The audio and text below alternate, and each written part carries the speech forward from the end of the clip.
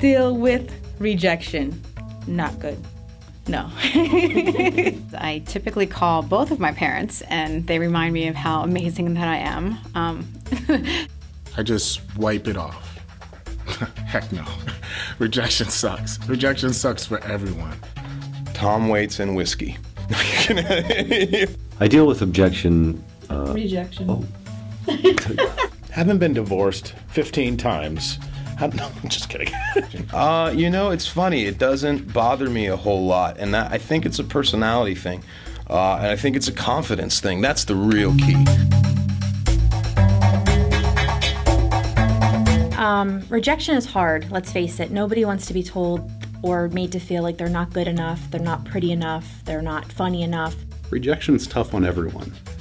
It happens to all of us, and I think I can safely say all of us. I think what you need to really try to do is not take it personal. I deal with rejection objectively, as objective as I can, knowing that I did the best I can with what I had. And I don't take it personally, and you know, I lower my expectations and I raise my acceptance level, and then I just do just fine. No, I try not to take it too personally because I know that it is not personal. With rejection, I don't have any expectation. And expect nothing, meaning expect not to hear an answer at all, because that's all too often the reality. I hope that I get the part, but I don't try to put that kind of pressure on myself. You can't change dramatically the type that you are. If you're a tall person, you're not going to be playing a shorter role. If you're a big person, you're not going to be playing a small role. If you're an older person, you're not going to be playing a young role. So, and then within those, you know, archetypes are variants. So, you know, you might be the right size and the right weight and the right eye color, but your hair is just the wrong shade. I mean, that's usually the #1 answer and the #1 reason you don't get cast. You're not the right type. Or somebody else was more the type than you were. You're there for a role, and those casting agents or directors, they have an idea in mind of who they want for that role, and you're either it or you're not. You know, a lot of it comes down to the director having the ability to be very picky. Sometimes it comes down to the type, the hair, or that particular it that they're looking for. So I can't be mad at them. They have a vision that they have to go with. The show or the commercial is looking for a certain type, and I may just not fit that type. In this business, or in any business, any job interview you go on, I mean, people are looking for a certain or a specific look or sound, and it may not be you. If there's 100 people in the room, chances are that director's going to be pretty picky on type, because if he has 5 actors that are all really solid actors, you know, he gets to really determine now, okay, which person matches up with this actress who's playing, you know, opposite you. And when they stand next to each other, what do they look like? So many factors that you really have no control over.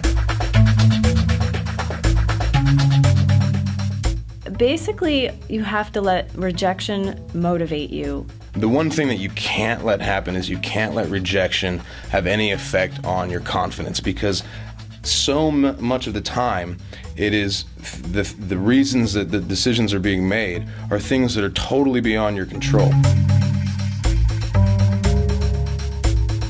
The best thing that you can learn from rejection is to try and find out what you did wrong and take that back to whatever place that you practice and just try and perfect it, so next time you don't make those same mistakes.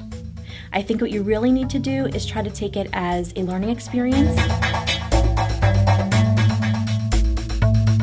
And I do call my parents because they know me the longest, and they know that how I deal with things, and they just kind of help me, you know, get out of that negative mindset. sometimes it's really hard to let go of a particular role that you really wanted, and you can't stop thinking about it. And of course, they never call you and say, hey, you didn't get the role. And it's just part of the business. It is what it is. You win some, you lose some, you know. Does it hurt? Yes, but really, like, the best way to deal with rejection is just to move on to the next audition, and not get discouraged. You also have to forget about it and look forward to other opportunities that might be coming down the pike. I just always try and look and see what's the next project that I need to focus on. Every no I hear statistically brings me one more closer to a yes than I'm going to hear. there's some that I'm gonna get eventually. With hard work and with every audition, I'll learn from it. And there's another role for you around the corner.